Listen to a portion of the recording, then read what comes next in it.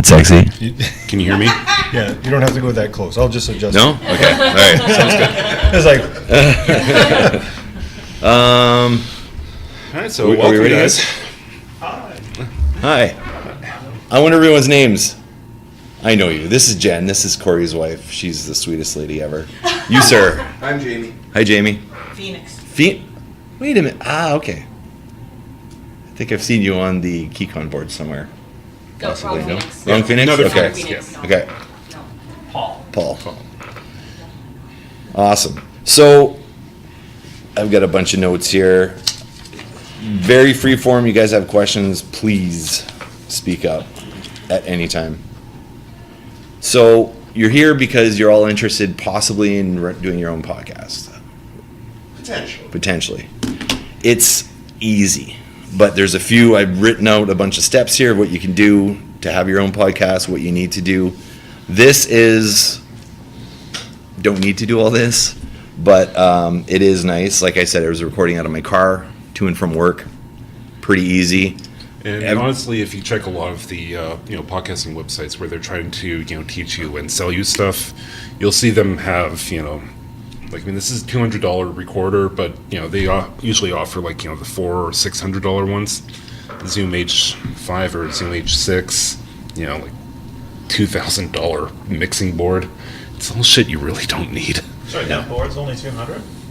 No, the recorder's here. Oh, This okay. one, yeah. That was like, wow, which where? Okay. Actually, you can find the Behringer board for about $180. I bought mine for On 60. Amazon, yeah. I have a board, a miniaturized version of this board, and it's $60. And I use it to record vocals for our band, and it works good. Yeah. And you can find them on Wish, you can find them on Amazon, you can find them on AliExpress. Amazon's probably the most reliable source for them. actually, what I did is I went on Amazon and I bought this and also a couple of mics. And actually, I did the printout and I was going to bring it and I forgot. But but if you want the model number of this one, I can definitely write it down for you. Cool. Or Yeah. shout it out right now. Okay, well, it's a Behringer, and it's the XENYX Q1202 USB. Bless you. Now, there's two different types. The USB one, this one you can plug into your computer, and you can record it that way. And you can also record it like I have here through the Zoom. So you have two options that way. But if you're just going to be recording straight into here, there is a model that's the non-USB.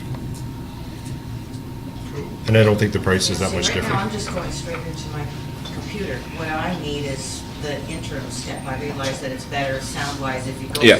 This stuff is all nice, but this is just as nice. When I started, I did everything out of here. The phones now, the technology on them, they all have recorders on them. To be honest, when we do the majority of our podcasts, it's usually because I'm a dad with 2 kids, don't have a lot of time. I do it on the drive home from work. I call him up, we record. Occasionally we go into the studio with all this stuff. We bring him on, we bring a special guest on, and then we do the really high-end sounding stuff. But this is an LG Thin Q7. This has stereo surround. You turn the phone like that, it records in surround. So if you wanted to interview people, you put that in the middle of the room, records out of both sides, and this actually does everything you want.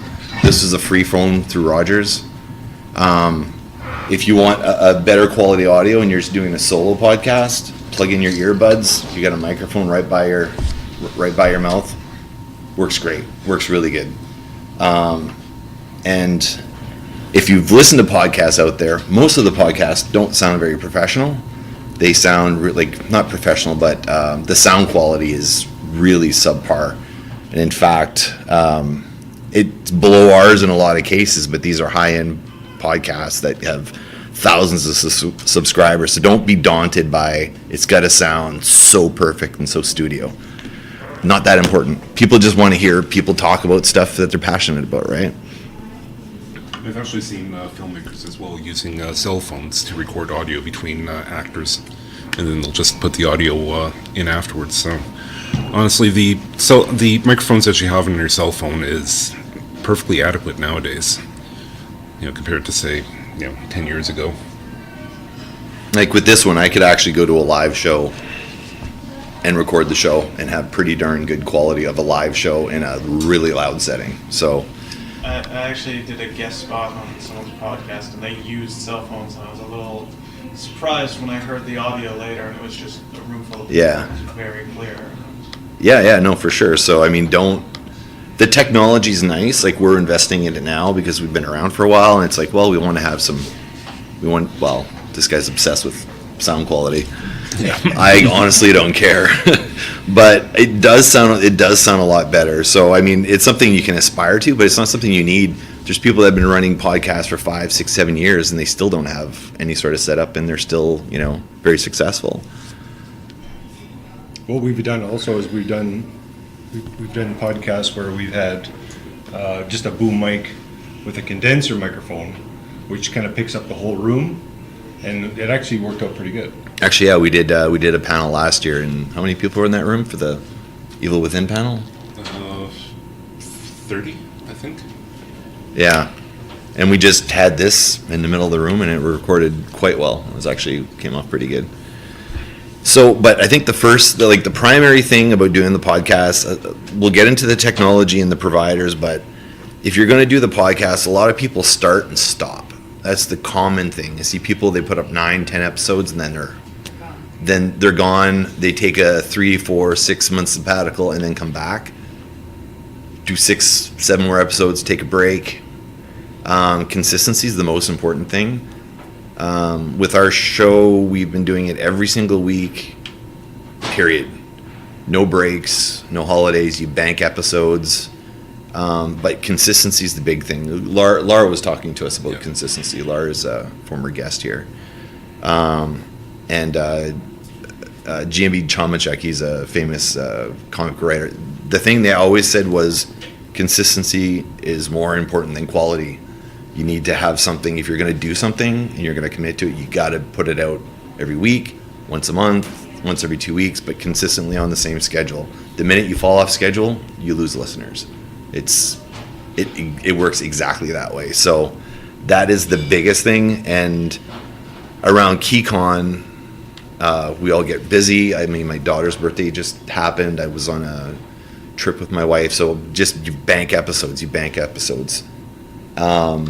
And the technology's there that you can have all your episodes uploaded and you can stagger the release. They'll auto release for you, put it on all social media platforms, and then you're all set to go. So the timing is huge. Like, be sure if you're going to do it, make sure it's consistent. Schedule is super important.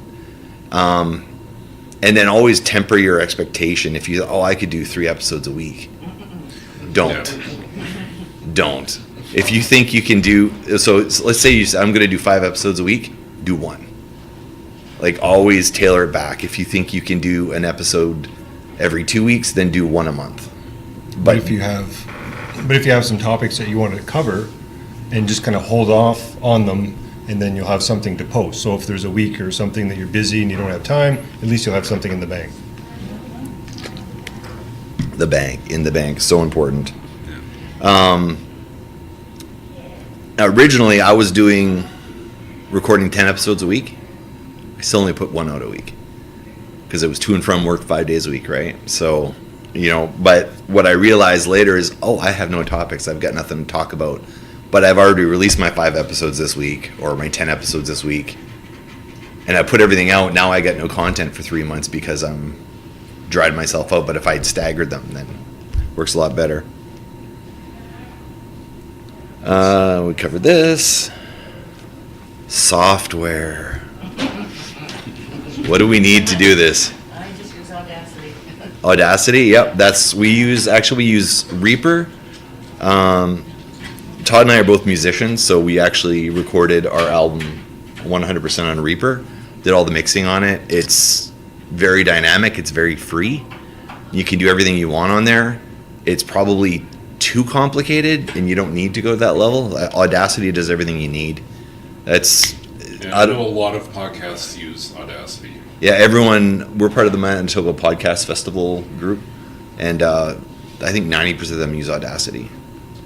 if you don't have a technical recording background, then Audacity is so easy to use. And there's a ton of instructional vids on YouTube. if you Yeah. know what you're doing. Absolutely, yeah. You download it and go, now what? And go to YouTube. Just so you know, Audacity is what's actually used in schools when they're teaching teaching audio recording and that sort of stuff. It's the official. I know St. John's Ravenscourt uses it, and a couple of other schools in the city use it. And they teach them how to use Audacity. It's easy to use. It's free.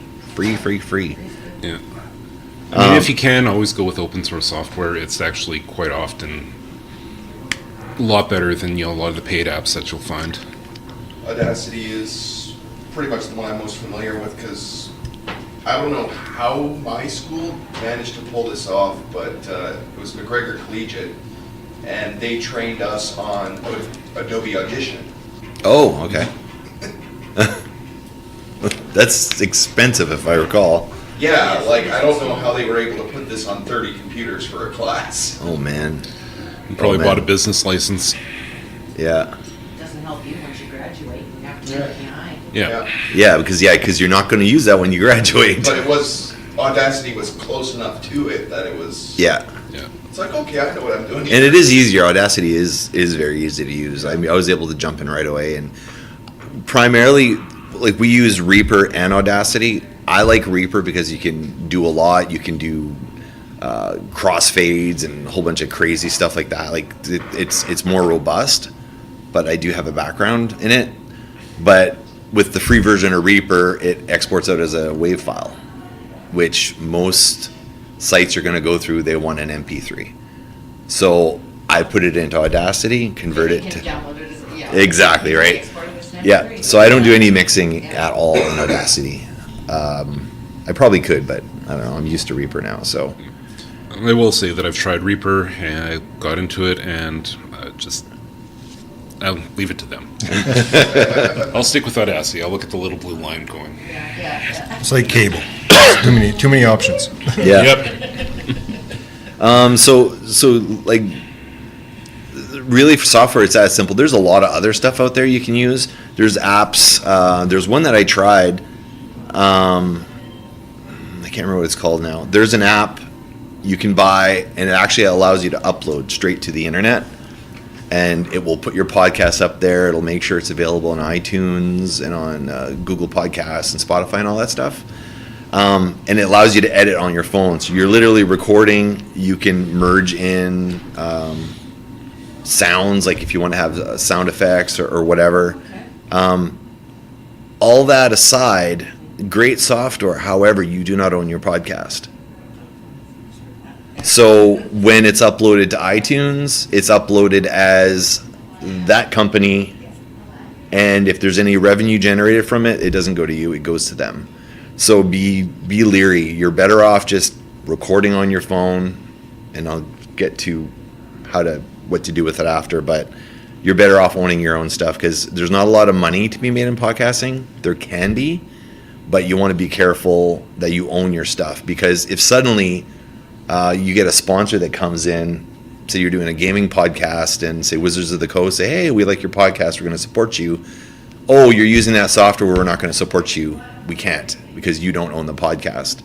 Or if you wanted to sell your podcast or sell rights to your podcast to an advertiser, you won't be able to. So you just got to be careful. Record your own stuff, own your own stuff, and then if there is a revenue stream that comes up, then it's yours and you can do whatever you need to do with it. So free software off of a phone for podcasts, please avoid. So how do you get your podcast out there? Anybody have any guesses on how to get it out there? How do you get it on Google, Spotify, iTunes? Any ideas? Set up accounts with all of those. That sounds like too much work. It must be It easier does. there. You wouldn't be saying it like that. That's right. did I? My poker face isn't very good, obviously. That's why we're podcasters and you can't see us. Yeah. Yeah. You can. We use Podbean for ours. I actually spent 3 or 4 months looking at every single podcast provider that allows you to put your podcast out there. And there's advantages and disadvantages to every single one of them. for us, Podbean made the most sense. Spreaker is another one, which is pretty darn good.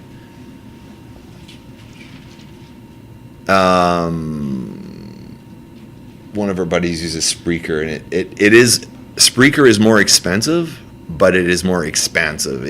It sends to everywhere. Podbean is kind of a lower version of it, so there's a little bit more manual labor on the back end of it. For example, I wanted to have the podcast on Google. I had to go to Google and ask them to put it up. You don't have the Google Plus app installed. Nice. Don't ever say Google when your phone's turned on. So there's a few places, like I actually had to tune in radio. I actually had to contact them to get the podcast up. So Podbean doesn't hit everybody. It's not bad, but Spreaker hits everybody. But it is more expensive. So if you're going to, and we'll put notes too. If you guys listen to this episode recording at this moment, we'll have notes on all this stuff. But depends how committed you are. Right out of the gate, I went with a company called Podomatic. It's free. They post it to everything. I can still view my Podomatic episodes on iTunes and Google and everywhere. So they actually send it to everybody. But they do have a max limit of data you can upload. So if you're not sure, you're just testing the waters, Podomatic is probably the best place to go. And then you can export your episodes out of there later if you're willing to spend a bit more money. But if you're not sure, go Podomatic. Gets everywhere. The limits with Podomatic are you have a max data you can upload. So once I think, how many episodes did I do? I think I did like 27 episodes or something, and then I ran out of room. Something like that. So there's a data cap on it. SoundCloud is free. They also have a cap. But then you have the option of buying into their plan and getting better stuff. So you can always keep it on whatever you're on and then just upgrade the plan. But with Podomatic and with a lot of them, they have a max download amount as well. So if people are following your podcast and suddenly you get a spike because you get a really good guest on or a really trending topic, and suddenly you're getting 1,000 downloads in a month, Podomatic, SoundCloud, a lot of those will cap it. They're going to max you to maybe 100 downloads a month. So even though you had the potential of getting all this traffic, they're going to cap you. That's not nice. So it's technical jargon in their agreements that if you don't look at it, you're not going to know. So, I mean, if you're just starting out, you're going to do 25 episodes, Podomatic, SoundCloud, all those things are fine.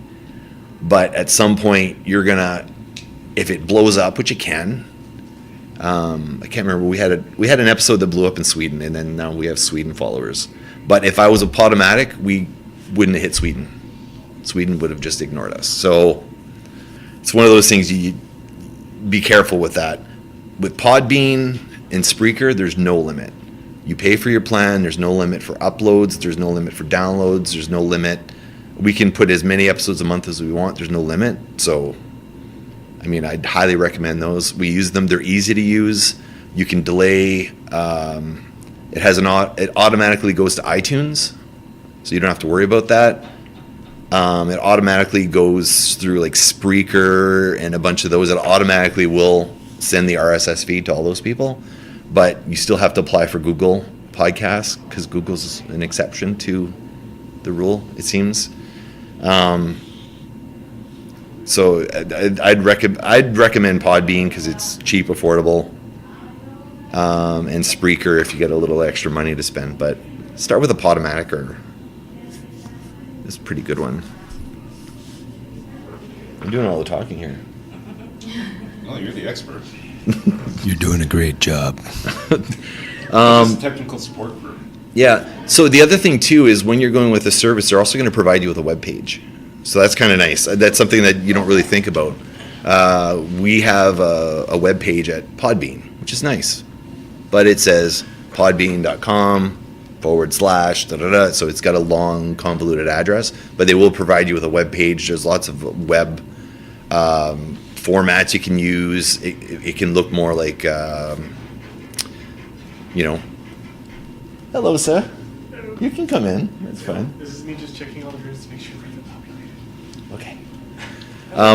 So the trick is to actually make a really clever abbreviation for your podcast, so it's, not this big long URL. Well, true. And you can basically, they're going to ask you for a username and your username. So the username is Seanorama. So that's the Podbean address. But people are looking for SeanGeek. They're not looking for Sean. So I actually created a web page for the show because it's easier. People are more likely going to remember my name than one of my freaking aliases that I have. So, And before you come up with a clever name, make sure you're going to stick with it. Because yes. nothing's worse than having to try to rebrand yourself. Yeah, very It's key. basically kind of starting from scratch again. So Yeah, you want to be really set on the name. Yep. Yeah, for sure. Yeah. Anybody object to having their photograph taken? He is the official con photographer. Okay. You just have to get my good side. Yeah. Oh, I don't have one. I think no problem. Let's go to the back. Actually, maybe they'll just. So your actual content, you just talk, do you have a script or any sort of topics or bullet Well, points for or- our own, okay, I guess we're going to talk about Wunderlist now. We are huge fans of Wunderlist. It is a great app. It is a grocery shopping app more than anything. It's a list app.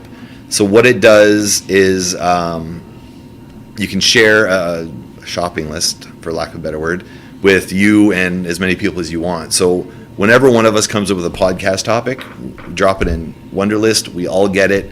So we have a bank of topics to talk about. If we're ever dry, we always have topics. Something comes up, something's funny, you're like, oh, that'd be really fun to talk about. We just add it to the list. It's on every phone. Wunderlist, Wunderlist. It's a great app, and we use it all the time. I'm literally doing my notes are off of Wunderlist right now, and as we covered this topic, you can click on it, and you've talked about it already. It's off the list. So that's what we do. We generally Click it off the list, that updates to everyone else as well. correct. Yeah.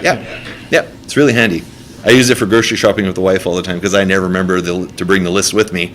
So it's always on the phone, so I can't fail as a husband, or fail less as a husband, I should say.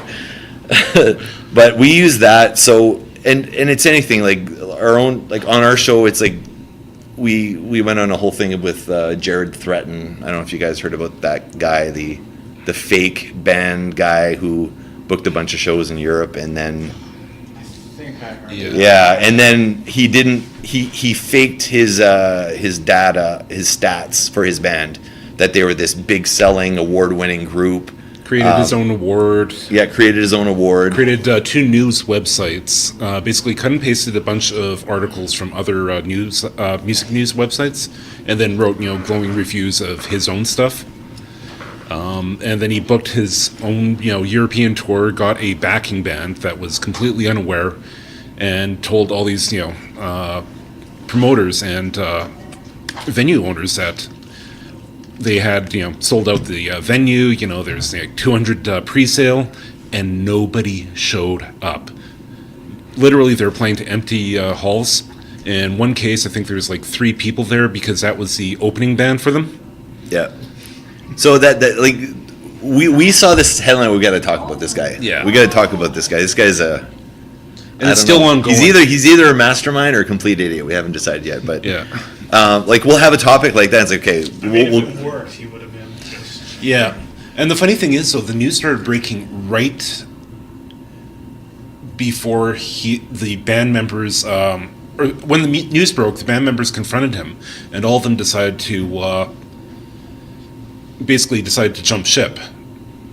But if they had stayed on, the momentum. bad publicity would have actually worked in their favor, because people probably would have come to those venues to check out, see what's going on with this band.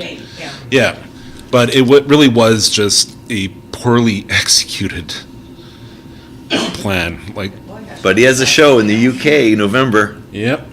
Yeah. He also just recently lost his lawsuit from the former backing members of his band because he didn't show up for the court date. Yeah. So not a mastermind. Not a No. But like, we'll just find a topic like that and just kind of bat it around and talk about it. That was one of the that was one of my favorite ones. But we also talk about nerdy stuff. Like I'm a big comic guy, so I'm always talking about the Marvel movies and DC movies and all that stuff. Todd brings in the weirdest topics, like, and we actually had an incident today around one of the talks he came out. So one of the topics of the podcast we had was, I know we're going on a tangent, but how are we doing for time? 11:39. 11:39.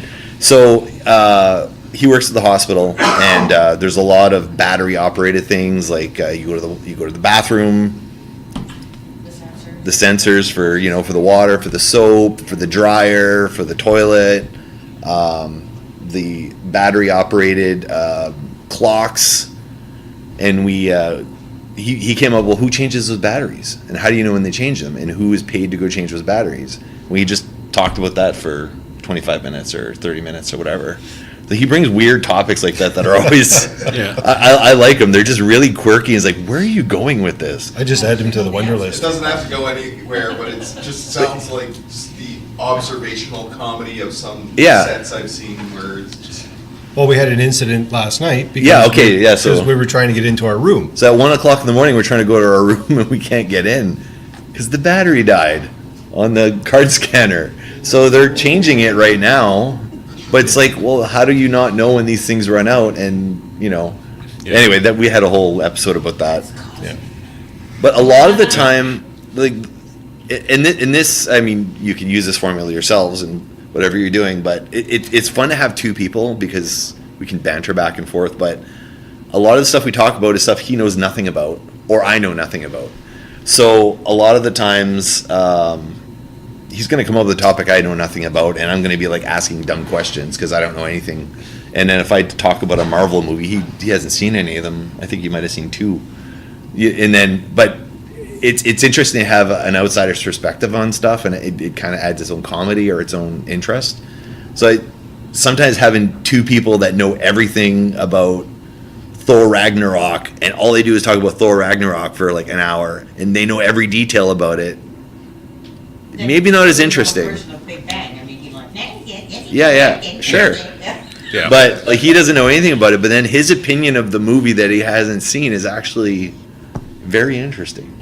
Well, it's from just a different point of view, because you'll come up with something I'll know nothing about, and that's usually pretty much what it is. And I'm biased, and you're not. He'll read the headlines. He'll know the story, so he'll give me the headline, ask me what I think about it, and I'll kind of go off on it. Sometimes it'll be, I may hit a portion of it, or sometimes I'll be like way off. But we kind of go back and forth with that, and It's fun. yeah, it's fun. Actually, And that's pretty much the basic. It's got to be fun, and if you have topics that you're interested in, a lot of people they'll just strictly do movies of, say, a certain actor or actress, or yeah. There's the Colin Hanks. Colin Hanks. Tom Hanks. Tom Hanks. Colin Hanks. Colin's his son, but Tom Hanks. There's a lady, Birdie, or her name is. She runs a Tom Hanks, and all they do is talk about a Tom Hanks movie every episode. So, what are you going to talk about in your episodes? Like that's. I think the biggest thing to figure out is what is your topic going to be about, but more importantly, you are your own brand. So if you said, oh, we're going to have a Colin Hanks to go off the Tom Hanks one, we're going to talk about, that's your format, great. But what's going to sell your podcast to the masses is less about what you're talking about, but how you're saying it. So, I mean, we're brothers, very good friends, obviously, because we're brothers. Like, we sell our podcast on us. And as long as you do that, you're not limiting yourself by topic. It's like, okay, well, we've done every Tom Hanks movie. Now what do we do? It's always us just talking about stuff. So I think you have more longevity and it's more fun, and you don't need to rebrand down the road. It's like, it's just, the two of us talking, and then we bring our buddy Corey in for comedy timing. But I'm not actually funny, I'm just sarcastic. But just remember, the podcast is about you first, and the topic later. Just keeps it a bit more open. Make it sound so easy. The only thing Honestly, I it was is. able to think of what would be a great emergency topic to just have something to laugh at was just, okay, what's in the headlines about Florida Man today? Yeah. True enough. Florida Man podcast. And honestly, we could probably do an entire podcast around Jared Threaten. Yeah. Entire series. Yeah, an entire series. There's a band that contacted us. They actually they were trying to get on our radar, and they actually held a musical about Jared Threaten. Yeah. That's I guess I that's watched how they it, and I'm found like, us. yeah, they found us. Yeah, Yeah. They're called the Perverts. They're at Yeah. Bristol. Yeah, just find your voice. Like, you are your brand, not the topic. If it's an interview, you're interviewing local musicians. There's a great one that we follow called Witch Police Radio, and it's Sam Thompson. He's a great dude, and his podcast is about interviewing local bands. That's how he sells his podcast. But to me, it's about Sam interviewing local bands. Sam is the brand. So just remember it. I think that's kind of the biggest thing. And 11:44. Okay, good. I'm actually on schedule here. So covered providers, right? So I'd say Podbean's good, Spreaker's good. Those are the two to go with. They all have very helpful YouTube videos on how to do everything on there, and Podbean's been very helpful. If I had a question, no problem. But the big thing you need to worry about is your RSS feed. All the podcasts that we talk to, nobody knows what it is, and it is the most important thing. When you create your podcast with a provider like Podbean or Podomatic, you will have an RSS feed. If you don't have your podcast with every provider, if you haven't gone to the length of making sure iTunes has it, Google has it, if your provider doesn't hit everybody up, if you want to get with iHeartRadio or whatever, there is, when you're doing a search, they're using iHeartRadio as the app, and they're like, SeanGeek podcast, I can't find it. They give up, they move on. If you have an RSS feed, that RSS feed can be entered into the search, and then it gets permanently added to their playlist. If you do not have an RSS feed, the only way for those people to hear your podcast is to download another podcast app or stream it directly from the internet as opposed to using their app. They're not going to be interested in following you anymore. They're like, you know what, it's too much effort to get to your podcast. If you have an RSS feed, feature it prominently on your page, on your Facebook page, on whatever. Always include it, because that gives them the ability to listen to your podcast, and they only have to put it in once. And then due diligence is, they said they couldn't find you on iTunes. Make sure you upload it to iTunes. You can apply to have your podcast on any service at any time. You go to their help section. How do I upload my podcast to you? And they'll tell you how to do it. Usually they'll do a verification to make sure you're not, make sure it's not racist or homophobic or anything like that. Just make sure it's safe. Once they do that, they'll approve you, and then you're on there permanently. Is there standard length format? No. So you can make it as long as you want? Mm-hmm. What do you find is optimal though for people listening? The car ride home works pretty good. It's like 25 minutes. I think most podcasts that I've seen have been between about 25 minutes to half an hour to about an hour. I think that's most The hours people is fairly common, but then you get Joe Rogan who goes on for yeah. 3. Yeah, that's good. That's Yeah. most people's kind of attention span. And a lot of times, people will be listening to He's it. got like a laundry list of questions every time. Oh yeah. Yeah. But the thing to keep in mind, the most common time to listen to a podcast is on the way to work, taking the dog for a walk, those sorts of things, and tend to be about 20-25 minutes. It seems to be the average, unless you live in Toronto and it's a 3-hour ride to get to work. But that seems to be the average length. And if people's podcasts are 40 minutes, a lot of podcast listeners are hitting that little button that says, I want to listen at 1.5 speed or 2. So to get it down to that 30 to 25 to 30 minute length. So I think 25-30 minute keeps you captivated, but sometimes we'll have a topic that's just too juicy. if you cut it off at 25 minutes, you're actually not going to get into the meat of it. So we do 25 to an hour. And then if we go over an hour, we generally just split it into 2 episodes, do a part 1 and part 2. Yeah, or if That we're in the seems to middle work. of something and you get home, it's like, you know what, we're not done. Yeah. So then we'll Yeah. say, next time, we'll do it again, and we'll just continue on. But don't rush through, like, podcasts are, You got 5 minutes in. okay. I'll skip that. We'll go to the social media. Huge. The success of SeanGeek has been entirely on figuring social media out and using it to the best advantage. Instagram seemingly is the best platform to promote your show. Instagram, I have no idea. Instagram is so important. It's more important than Facebook.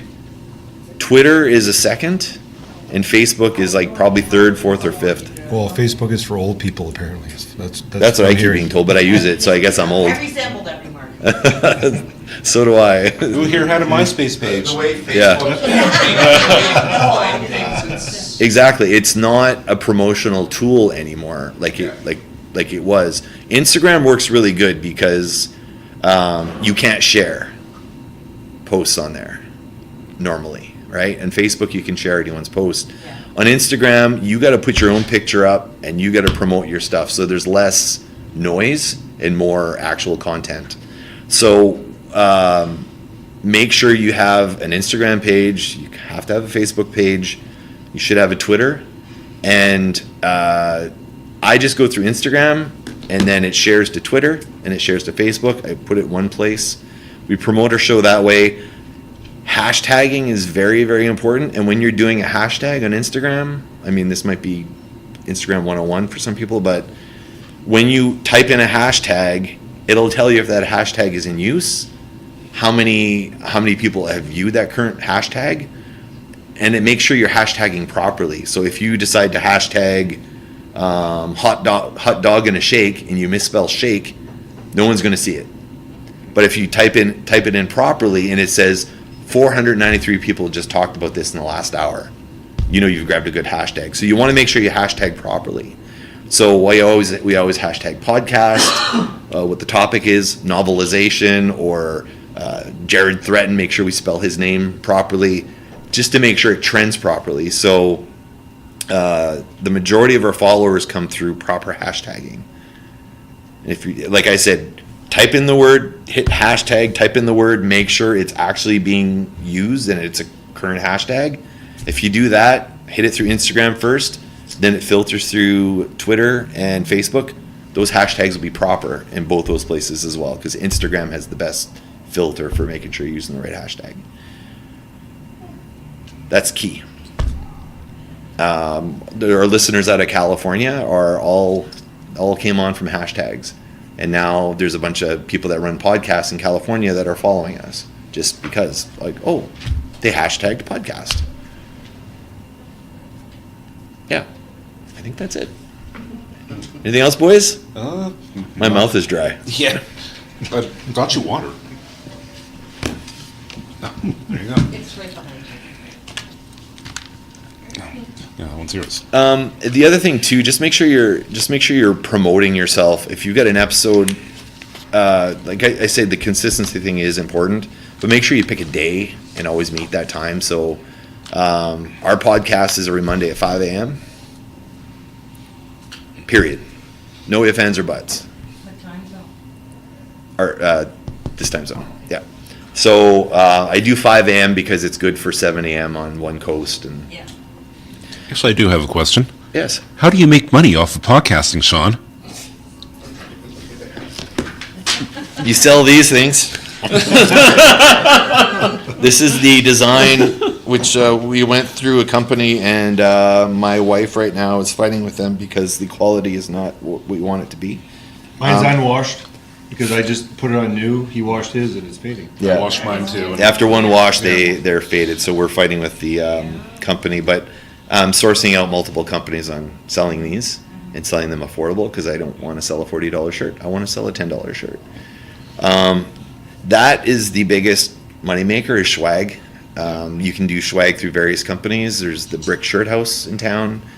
There's a bunch of local companies. Ideally, you want to do local, and a lot of those companies will do the shipping for you. So they'll have a store set up on their own website. If you're looking for buns, we can put you in touch with the source. Yep. My brother-in-law, her brother. Yep. Yep. Yes. But you want? Yeah. Go ahead. Quick question, Yeah. picture for blessing of the rest of Keycon? You want to take a picture? Yep. Yeah. Yeah. Absolutely. You're gonna have another panel in like 2 minutes here, right? Yep. Yep. Okay. Yeah, so you can get advertisers on, but there seems to be there's a threshold that you want to get to before advertisers will hit you up. Generally, from what I found out, about 1,000 downloads a month will get you noticed.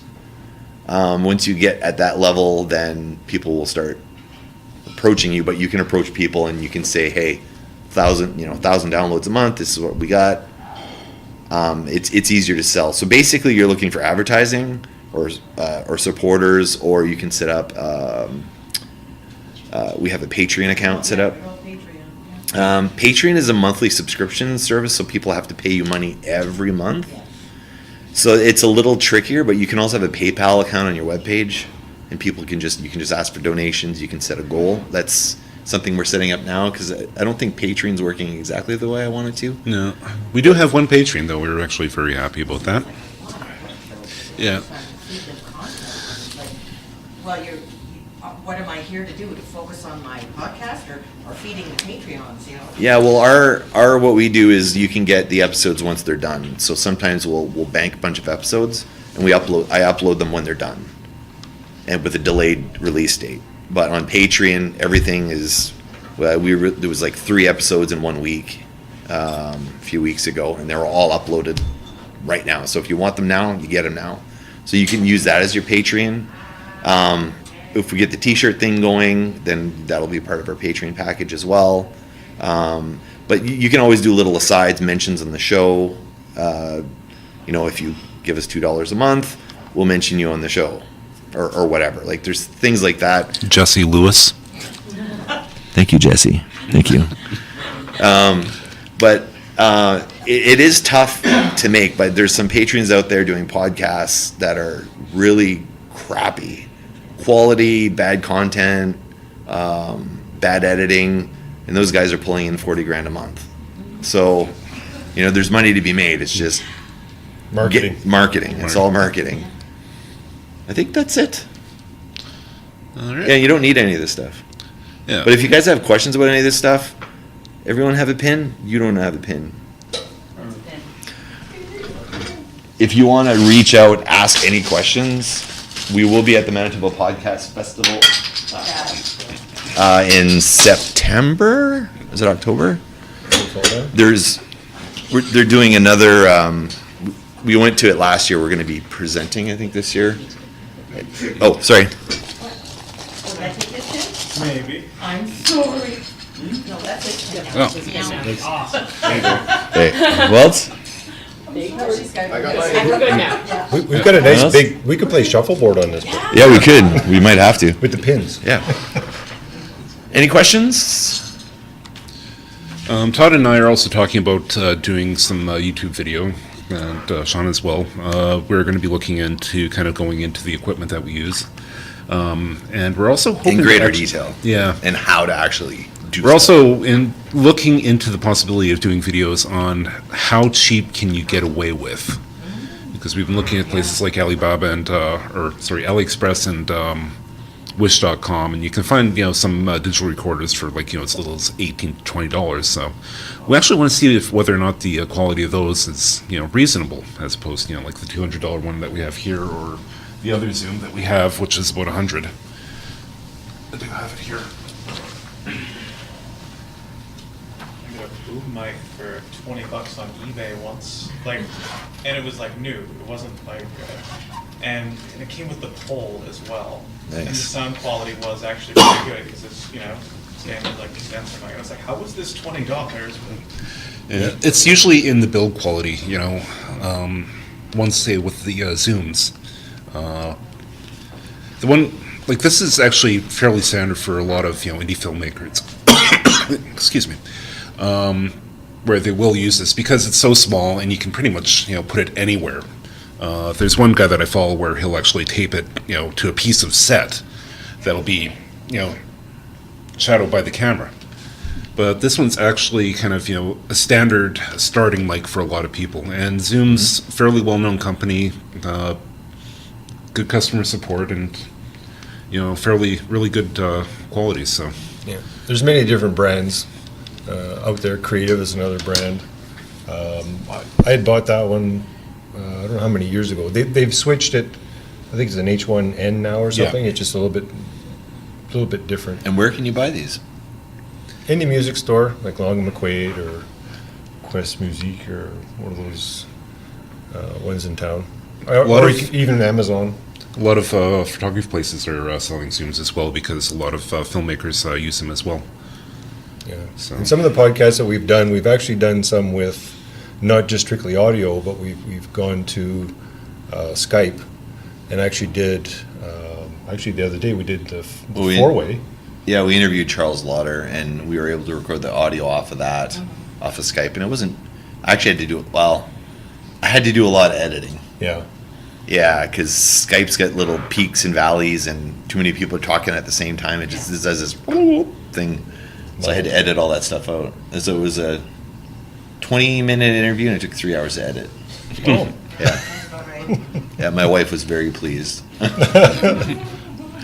But it's not bad. Like if you want to do interviews, it might be Skype is pretty good because everybody pretty much has it. It comes on your phone. Everybody's doing Discord now, man. Oh yeah. I miss Skype. Nobody Well, uses I've it noticed anymore. with Discord, it really depends on who's hosting the call. Like if the host has a really good up-down speed, you get some brilliant quality, but other times, Yeah. you feel like you're talking to a robot. But it's not bad. You'll notice there's one podcast I follow from time to time called Three Sides of the Coin. They do everything Skype. They release everything, like video as well. And the quality of it, like I'm not trying to shoot them down or anything, but I wish they'd do some sort of editing. But they just post it live. That's what I'm saying. Like, I don't know how important the quality is. I think the quality of what you're talking about is probably more important than anything.